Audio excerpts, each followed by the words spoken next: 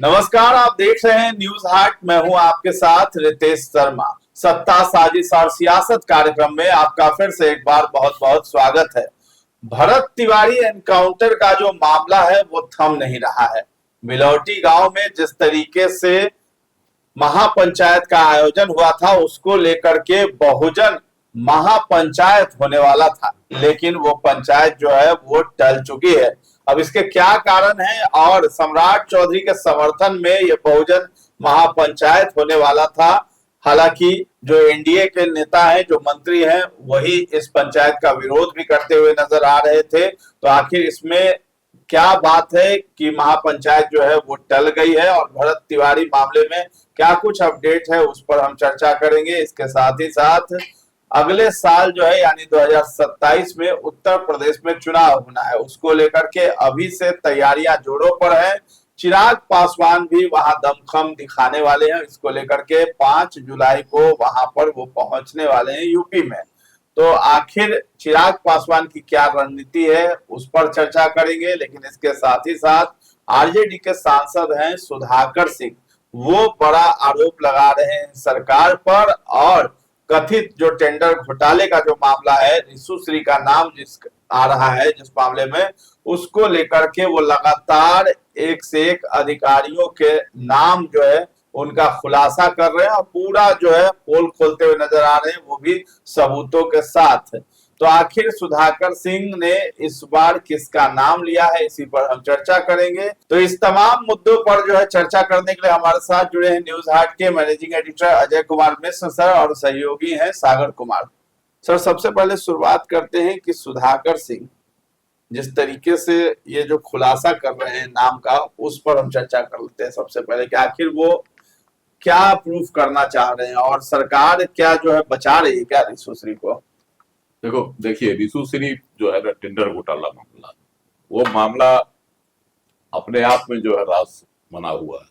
उस घोटाले में कई आईएएस अधिकारी का नाम आ रहा है। संजीव हंस भी हैं, कई भी हैं, मुंचू चौधरी है ना, तारनी दास है जिनको प्रमोशन दे दिया गया था। ये सब मामला चल रहा है।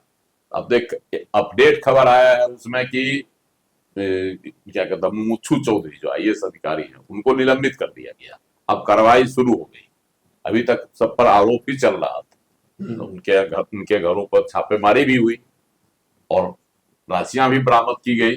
3 अधिकारियों को हुआ था ना, तारनी दास पर, मुंचू चौधरी पर, एक और अधिकारी थे, उनके आवास पर जो हुआ छापेमारी हुई थी, उसमें कई बरामद भी हुए थे। संजीव हंस फरार थे, अभी तक फरार है, अभी तक नहीं आए ना, बीमारी का कुछ बहाना बनाया है, छुट्टी पर है।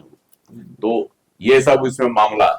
अब इसी मामले को जो है सुधाकर सिंह सांसद है राजद के, वह इस मामले में कई और अधिकारियों का नाम देते हैं। जैसे संतोष कुमार मल का नाम देते हैं, घुमाते घुमाते जो है ले आते हैं कई और अधिकारी का नाम। और वह आज उन्होंने पटना में प्रेस कॉन्फ्रेंस भी किया था, तो उसमें जो है बहुत सारे आरोप उन्होंने लगाया भी है ना, अधिकारियों पर। लेकिन इन अधिकारियों का नाम जो है खुले तौर पर अभी तक एसयूवी के द्वारा नहीं किया गया था। एसयूवी ने ही इसको पकड़ा था ना पूरे मामले को। तो अब तो एसयूवी के भी नए अधिकारी आ गए। जो पहले थे वो तो चले गए, बदल दिया गया, उनका ट्रांसफर हो गया, नए आ गए हैं उस विभाग में। तो इसीलिए लगता है कि सुधाकर सिंह चाह रहे हैं कि जो कोई अधिकारी है, जो उनके पास जानकारी है, सच्चाई क्या है बयान देना और आरोप लगाना, दोनों में अंतर है, और जांच होना। तो सरकार के पास क्या इनपुट है, जांच एजेंसी के पास क्या इनपुट है, वो एक अलग मसला हो गया। लेकिन सुधाकर सिंह आरोप लगा रहे हैं। अब उनके आरोपों पर जो है ना, एसयू भी जो जांच कर रही है इसकी, है ना, विशेष निगरानी जो है यूनिट, तो पता चलेगा कि इसमें क्या है। जैसे जिस तरीके से नाम वो ले रहे हैं, तो बातचीत का भी ब्यौरा पूरा दे रहे हैं कि किस तरीके से जो अधिकारी हैं वो रिशु श्री से क्या बातचीत कर रहे हैं, कोर्ट में पैसे की डिमांड कर रहे हैं। 5 जो है क्या करके मांग की गई है, सब क्या 5 किलो कह रहे हैं, 5 किलो। वो आज देखिए, सुधाकर सिंह ने ये बेड़ा उठाया है कि रिशु श्री मामले में जितने आईएएस हैं, उन आईएएसों के खिलाफ एक एक करके वो एक एक दिन प्रेस कॉन्फ्रेंस करते हैं। पिछले दिनों उन्होंने आनंद किशोर पर किया था। और उस पर विस्तार से बताया, लेकिन आज जो है वो एक और आईएएस जिनका नाम है संतोष कुमार मल, है ना, वो उस समय के तत्कालीन प्रधान महासचिव थे उस विभाग के, नगर विकास या किसमें थे। लेकिन जी, तो देखिए उन्होंने लिखा है अपना, ये सुधाकर सिंह का ही प्रेस विज्ञप्ति है, और उसमें उन्होंने लिखा है कि ईडी द्वारा प्रस्तुत डिजिटल साक्ष्यों में संतोष कुमार मल और रीशु श्री के बीच व्हाट्सएप चैट के मतलब उल्लेख है। जो ईडी की जांच डिजिटल साक्ष्य जब खंगाला ईडी, तो ये ईडी को मिला कि रीशु श्री और संतोष कुमार मल के बीच में बातचीत हुई है, और बकायदे वो जो चैट है वो भी जारी किया सुधाकर सिंह ने। तो देखिए इस चैट में लिखा क्या हुआ है। तो संतोष कुमार मल जो प्रधान सचिव थे तत्कालीन, उन्होंने लिखा कि बहुत गाली भी पड़ी है। किसको लिखा? ये रीशु श्री को लिखा है। उन्होंने लिखा कि बहुत गाली भी पड़ी है, 5 kg अर्जेंट रिक्वायर्ड, नहीं तो तेरा भाई परेशान हो जाएगा। आखिर यहाँ 5 kg का क्या मतलब है? ये सुधाकर सिंह का सवाल है कि 5 kg सोना या 5 करोड़ रुपया। और ईडी के पास जब ये चैट था तो ईडी ने संतोष कुमार मल पर कार्रवाई क्यों नहीं किया, क्यों नाम नहीं उसमें दिया गया, संतोष कुमार मल को क्यों बचा लिया गया? तो ये एक बड़ा अहम सवाल जो है वो सुधाकर सिंह उठा रहे हैं, और ईडी का ही ये दस्तावेज है, उसी में से वो जानकारी लेके दे रहे हैं। तो ये एक बड़ा महत्वपूर्ण सवाल। लेकिन तो आनंद किशोर पर भी लगाया, लेकिन उन पर कुछ नहीं क्यों हुआ? हुआ तो कुछ नहीं आया, हुआ तो कुछ नहीं। तो आरोप लगा रहे हैं, तो इसका मतलब सिर्फ इनका आरोप ही नहीं ना है, इसके साथ से दे रहे हैं, कागज तो दिया दे रहे हैं। लेकिन अब तो ईडी बताएगी ना सर, और सरकार बताएगी क्या इनके नहीं, इनके दावों में, इनके जो प्रेस कॉन्फ्रेंस कितना दम। पिछला तो इनका बेदम हो गया आनंद किशोर वाला पर। हाँ, कोई कार्रवाई नहीं हुई, कोई असर नहीं हो रहा है। कार्रवाई तो देखिए, तो ऐसा नहीं देखिए आरोप लगाते हैं सत्ता दल पर। हाँ, तो सर आरोप अगर झूठा लगा रहा तो आप गिरफ्तार कीजिए उनको, उन पर कार्रवाई कीजिए। वही तो पुलिस सरकार का है कि नहीं? हम लोग क्यों इसके लिए करें? लेकिन सर अगर बार बार कोई सरकार पर अगर गलत आरोप लगा रहा है, टेंडर सीरी मामला जो है, ऋतु सीरी का जो टेंडर घोटाला मामला है, इसमें तो कई आईएएस का नाम आया ही है। किसी नेता का नाम नहीं आया, नेता का नहीं, आईएएस ही इसमें संलिप्त है क्या कि नेता भी है? बिना किसी नेता के सहकार थोड़ा ही काम होता है, इतना बड़ा काम हो गया। पक्ष तो बार बार आरोप लगा, हर एक विभाग के मंत्री रहते हैं, छोटी मछली फंस रही है, बड़ी मछली बच जा रही है।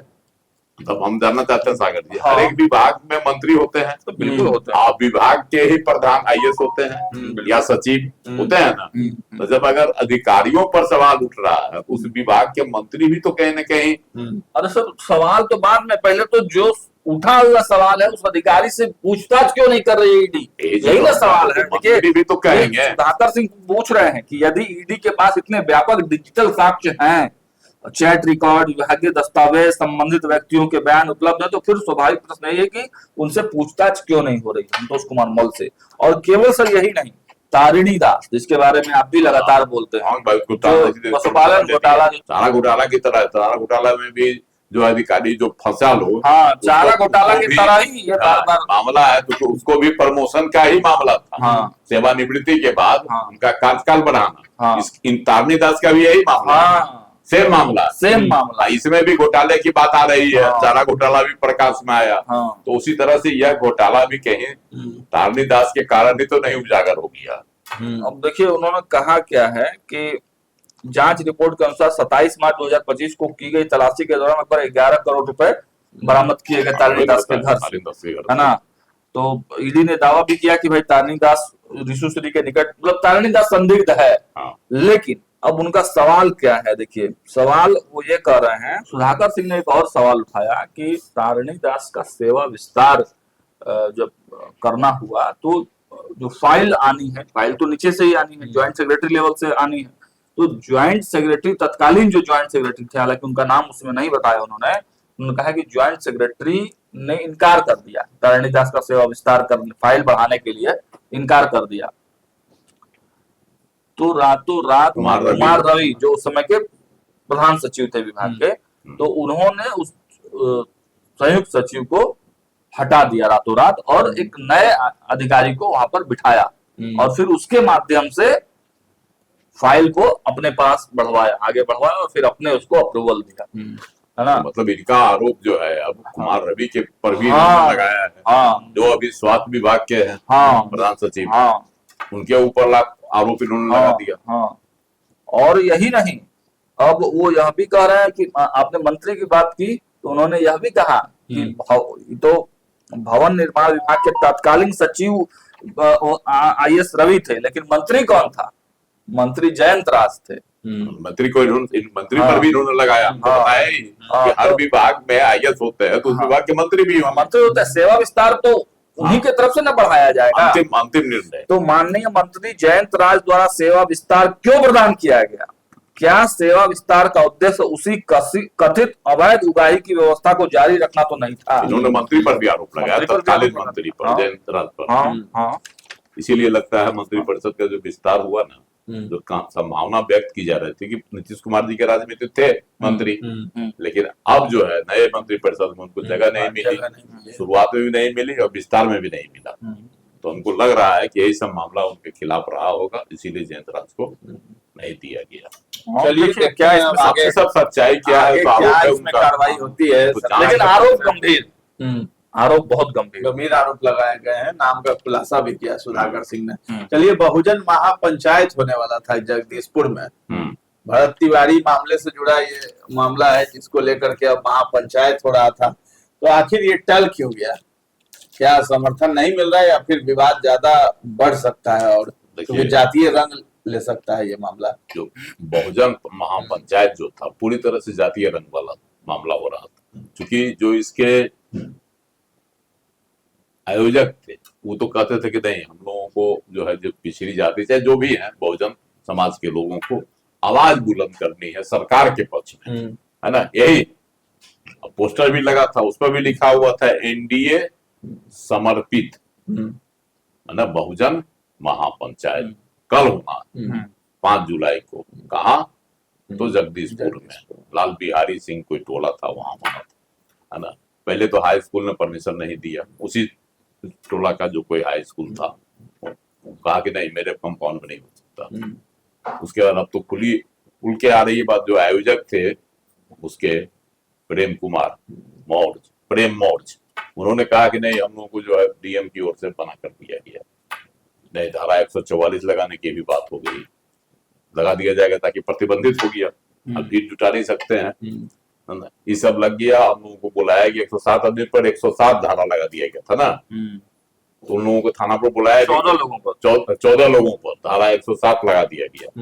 उन लोगों को बुलाया 16 वो नॉर्मल लगाया जाता है, 107 वही हुआ, कोई भीड़ और उस कार्यक्रम स्थल पर धारा 144 लगा दिया गया। कार्यक्रम स्थल पर बैनर पोस्टर लगाने से रोका जा रहा था। तो बतेबे किया मेरी बातचीत हुई प्रेम मौर्य जो आयोजक हैं उनसे पूरी विस्तार से बातचीत हो गया, लगातार कल से ही बातचीत हो रही है। इन लोगों का जो है कार्यक्रम, हालांकि कल ही हम लोगों को आभास लग गया था, क्या सागर जी? हाँ, कल ही हम लोग बोल रहे थे जो है नागमणि, है ना, उनसे जब बातचीत हो रही थी फोन पर सागर जी की, उन्होंने कहा था कि सरकार अगर आदेश देगा तभी हम जाएंगे, पार्टी और सरकार, तभी हम जाएंगे, अगर नहीं देगा तो नहीं जाएंगे। ऐसे DM ने जो है एक तरह से मनाही कर दी है आयोजन स्थल के लिए, नहीं SDO जगदीशपुर ने मना कर दिया, है ना। ये कल ही संकेत मिल गया था कि आयोजन नहीं हो पाएगा, लेकिन जब उनसे पहले सागर जी ने प्रेम मौर्य से बात की थी,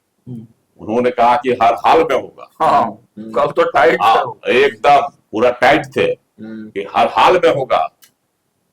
बहुजन महापंचायत है, कोई जाति का नहीं है सम्मेलन, इसे होना ही है।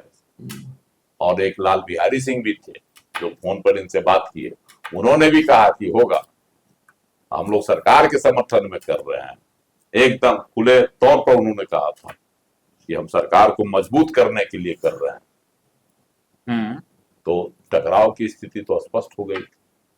सरकार ने देखा कि अगर हो जाता तो टकराव की स्थिति पैदा होगी। इससे पहले जो है भरत तिवारी इनकाउंटर को लेकर सवन समाज की ओर से वहां किया गया था ना महापंचायत, जिसमें तो 5,000 10,000 लोग जुटे थे, बड़ा एग्रेसिव सब थे, बयानबाजियां भी उत्तेजित हुई, नारेबाजियां उत्तेजनापूर्ण थी।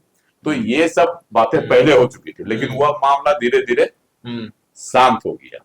बड़े नेता गए, चाहे वो भाजपा के हों या क्या कहता है चिराग पासवान भी कल गए, है ना, वो भी जाके वहां जो है वो तो वहां उनके भरत तिवारी की माँ से भी मिले, उनके पिता से भी मिले, माँ की आंसू भी पोंछे उन्होंने, और भरत कहा भी कि आपको न्याय मिलेगा, और एक साथ उन्होंने साफ तौर पर कह दिया, हत्या का सीधा आरोप लगा दिया पुलिस पर। और गए ही नहीं सर, केवल गए ही नहीं, घुटनों पर बैठकर भरत तिवारी को श्रद्धांजलि भी दी, सरकार के खिलाफ स्टेटमेंट भी दिया। हालांकि उसके बाद जीतन राम मांझी उनका पलटवार भी करते दिखे। अब मेरे पास एक और जो अपडेटेड खबर है, जो शुरुआती खबर आ रही है सर, कि अशोक चौधरी भी कल हो सकता है बिलौटी गांव जाएं। अब मतलब कल जाने का मतलब है कि महापंचायत नहीं होगा तब हाँ जाएंगे, हाँ, वो भी जो है राजनीतिक लाभ उठा लेंगे वहां जाकर, है ना, अपनी राजनीतिक रोटी सेक लेंगे। अगर कल तक तो उन्होंने जाने का कोई प्लान नहीं था, लेकिन लगातार वो बोल रहे हैं, खिलाफ में बोल रहे हैं, लगातार बोल रहे हैं, पुलिस के खिलाफ में। नागमणि को भी फटकार उन्होंने ही लगाया, केवल एकमात्र नेता, वो पुलिस पर लगा रहे थे, सम्राट सरकार पर नहीं लगा। लगा। सरकार को देखिए, सम्राट सरकार ने तो चालाकी कर ही दी कि जैसे ही मामला संगीन हुआ तो उसका अध्यक्ष थी कि इसकी न्यायिक जांच कराएंगे, सरकार का फैसला होगा। और अभी देखिए सर, प्रेस विज्ञप्ति उन्होंने अभी जस्ट हम लोग बात कर रहे हैं तो वहां एक बैठक हुई है, उन लोगों के आयोजकों की बैठक हुई है। हालांकि सुबह में इन लोगों को नोटिस देने के लिए आए थे, फोन आ रहा था प्रशासन का, तो लेकिन ये लोग 14 लोग थाने गए और कहे कि भाई हम लोग नहीं करेंगे, है ना। तो अब जाके इन लोगों ने आपस में एक बातचीत की है, मतलब एक फॉर्मल मीटिंग आप कह सकते हैं, और प्रेस विज्ञप्ति हम चाहेंगे कि उसको भी दिखाइए। ये प्रेस विज्ञप्ति जारी हुआ है बहुजन महापंचायत की तरफ से। लिखा क्या है सर कि दिनांक 4/7/2026 को नयका टोला उमेश कुमार सिंह के आवास पर बहुजन महापंचायत आयोजन समिति का कार्यकारिणी का बैठक हुआ, जिसमें सर्वसम्मति से यह निर्णय लिया गया कि बहुजन महापंचायत कार्यक्रम लाल बिहारी सिंह के टोला बौलीपुर में आयोजित दिनांक 5/7/2026 को होना तय हुआ था। जिस स्थान पर कार्यक्रम होना था वहां पर प्रशासन के द्वारा अनुमति नहीं मिला तथा कार्यक्रम स्थल के क्षेत्र में धारा 144 लागू होने के कारण विधि व्यवस्था को ध्यान में रखते हुए कार्यक्रम बहुजन महापंचायत को अगले सरकारी आदेश तक स्थगित किया जाता है। प्रशासन ने मंजूरी नहीं दी। इसका मतलब सर ये बताइए सर, इसका मतलब अगले आदेश तक, इसका मतलब आने वाले भविष्य में ये होगा? देखिए, एकदम रोक नहीं लगा सकता, सरकार का एक नियम होता है, तत्काल जो है आप टाल दीजिए, आगे आप कीजिएगा, स्थिति जब समाप्त हो जाएगा तब कीजिएगा। मतलब रोक सरकार की ओर से लगा दी गई। चिराग पासवान आए और महापंचायत टल गया। चलिए, चिराग पासवान की बात हो रही है, तब उत्तर प्रदेश में भी वो रणनीति तैयार कर रहे हैं, वहां जो चुनाव होने वाला है विधानसभा का, उसको लेकर के। अब 5 तारीख को वो पहुंच रहे हैं वहां। हाँ, उत्तर प्रदेश में जो विधानसभा चुनाव होता है उसमें तो जो है चिराग की पार्टी, मतलब जो है लोजपा आर रामविलास, वो पहले से तैयारी कर रही थी सभी 403 सीटों पर, है ना। उनके बहनोई भी हैं और क्या कहता है अरुण भारती, और जमुई से सांसद भी हैं। वहां वह कमान संभाले हुए थे, पोस्टरबाजियां भी हुई चिराग के समर्थन में, है ना। और अब चिराग पासवान स्वयं जा रहे हैं, कल 5 जुलाई को जाएंगे वहां, और वहां जो है लखनऊ में बड़ा कार्यकर्ता सम्मेलन करेंगे। अब इससे हो गया कि सही में लोजपा सक्रिय है, अब पूरी सक्रियता के साथ वहां चुनाव लड़ेगी चिराग पासवान की पार्टी। अब इससे अब है कि भाजपा को कितना बड़ा दिक्कत होता है या भाजपा को इससे लाभ मिलता है। हालांकि देखिए, लोजपा पहले भी लड़ती रही, लेकिन अभी तक कामयाबी नहीं मिली वहां। इस बार दलित वोट पर जो है नजर है, चूंकि दलित वोट पर सबों की नजर उत्तर प्रदेश में। अखिलेश यादव की भी यही कोशिश है, दलितों को अपने साथ लाया। जब पीडीए जो बनाए हुए हैं, लोकसभा चुनाव में उनको फायदा भी हुआ था, है ना। आयोजन स्थल का नाम भी आ गया। अब तो इंदिरा गांधी प्रतिष्ठान के जुपिटर हॉल में कार्यकर्ता सम्मेलन को चिराग पासवान संबोधित करेंगे कल। तो इसका मतलब है कि पूरी मतलब सक्रियता और गंभीरता के कार्यकर्ताओं में साथ, जोश भरने के लिए जा रहे हैं सक्रियता ताकि- और गंभीरता के साथ किया जा रहा है। कार्यकर्ताओं में जो है जोश और उत्साह भरने के लिए जा रहे हैं उत्तर प्रदेश। देखिए, कार्यकर्ता में उत्साह भरेंगे, पहले चुनाव लड़े भी है। हम बार बार कह रहे हैं, जब ये क्या कहता है रामविलास जी थे जीवित, उस समय भी लोजपा उत्तर प्रदेश में चुनाव लड़ी थी, लेकिन कामयाबी नहीं मिली। तो इस बार जो है, क्योंकि दूसरे राज्यों में, झारखंड में कामयाबी मिली एक सीट पर, तो चिराग पासवान की भी कोशिश है कि हम जो है अपना पांव उत्तर प्रदेश में भी फैला है। और भाजपा की भी कोशिश होगी कि दलित वोट का जो है जिस तरह से छीना झपटी हो रहा है, तो दलित चेहरा हम यहाँ ले आए, जिसके बदौलत हो सकता है सीटों का तालमेल भी हो। अभी तो कुछ नहीं कहा जा सकता है। बिहार में भी चिराग पासवान पहले कर रहे थे, हम सभी 243 सीटों के पर तैयारी कर रहे हैं। वहां भी बोल रहे हैं हम 403 सीटों पे लड़ेंगे, वहां भी बोल रहे हैं। बाद में जो सीट पर समझौता हुआ उतना बहुत चुनाव लड़ेंगे नहीं, वो बोल रहे हैं कि तैयारी कर रहे हैं, तैयारी। लेकिन इसमें सर एक इंटरेस्टिंग फैक्ट क्या है वो हम बता देते हैं। लखनऊ में कल यानी 5 तारीख को 2 बिहारी नेता होंगे। केवल चिराग पासवान ही नहीं होंगे, वहां पर भाजपा के राष्ट्रीय अध्यक्ष नितिन नवीन भी है। 2 दिवसीय कार्यक्रम उनका लगा हुआ है। और आपको बताते चले कि चिराग पासवान का कार्यक्रम गोमती नगर स्थित इंदिरा गांधी प्रतिष्ठान यानी कि जुपिटर हॉल में है। और वहीं नितिन नवीन का उसी समय दोपहर में बसंत कुंज बाईपास रोड के पास स्थित राष्ट्रीय प्रेरणा स्थल में होगा। और अगर दोनों नेताओं की दूरी अगर देखी जाए सर कार्यक्रम स्थल का, तो बताया जा रहा है कि लगभग 16 से 18 किलोमीटर की दूरी पर वो दोनों नेता रहेंगे। मतलब चिराग पासवान का अलग कार्यक्रम और नितिन नवीन का अलग कार्यक्रम है गोमती नगर में। हाँ, और एक कहा भी सुशील जो है उनके जो है अरुण भारती सांसद, वो कहते हैं कि नहीं, हम लोगों में कोई ये नहीं है, कोई टकराव नहीं है और खींचतान भी नहीं। वो खींचतान से भी इनकार कर रहे हैं।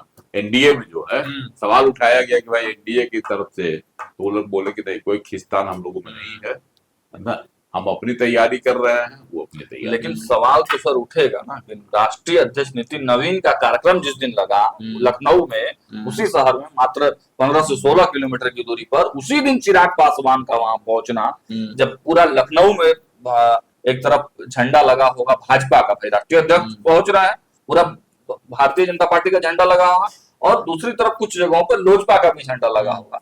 तो आप समझिए कि राजनीति जो है वहां भी चिराग अपने जात को साधने के लिए जा रहे हैं।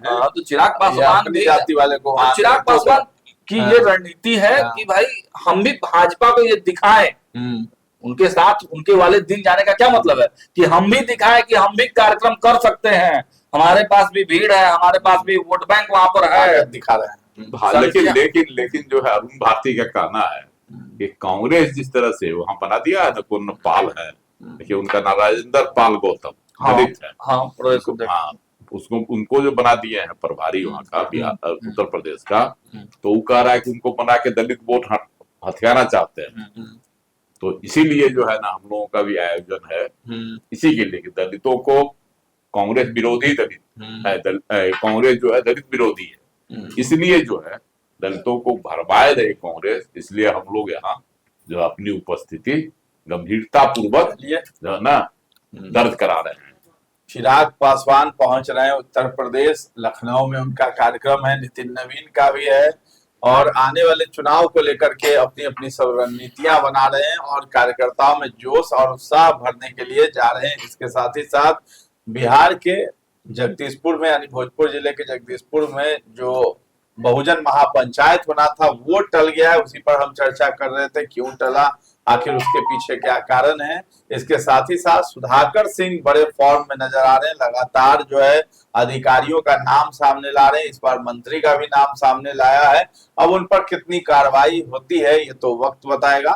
फिलहाल इस चर्चा को हम लोग यहीं पर विराम देते हैं। कैसा लगा है ये कार्यक्रम हमें कमेंट में जाकर जरूर बताइएगा, और हमारे चैनल को अभी तक आपने सब्सक्राइब नहीं किया है तो जरूर कर लें। धन्यवाद।